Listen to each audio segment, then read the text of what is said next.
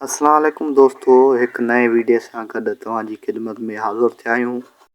अॼु ॻाल्हि कंदासीं पत्थर दुनिया ड्रामे में आचर खे छो मारियो वियो।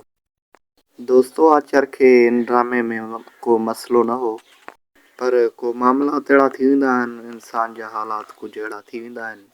सो आचर खे बि घर जा कमकार वधी विया, सो उन जे करे निकिरी वियो ड्रामे मां। हुन खानूअ खे इहा ॻाल्हि कई त मूंखे इजाज़त मिले, सो वधीक मां ड्रामे में कमु करे न सघंदो, ॿिया बि मूंखे ड्रामा करणा आहिनि या फिल्मूं उन जे करे। सो खानू आचार्य खे चयो चलो ठीकु आहे, ज़ाहिर आहे इहो थींदो रहंदो आहे, पर खानू चयईंसि त 10-15 ॾींहं तोखे मूंखे मुंहिंजे ड्रामे में ॾियणा पवंदा। सो अज़ीज़ सांगी माना हिनखे माराए छॾींदो आहे पोइ वरी हिन ड्रामे मां। सो घर जा मामलात बि हूंदा आहिनि ऐं इंसान खे कमकार बि वधी वेंदा आहिनि। सो इन जे करे आचर खे हिन ड्रामे में मारियो वियो हुयो ऐं बाद में आचर खां पोइ हिन ड्रामे में किरदार खोड़ सारा अची विया हुया। सो उन्हनि खे बि नवनि अदाकारनि खे बि भली मोट मिली। अज़ीज़ सांगी डायरेक्टर हुयो।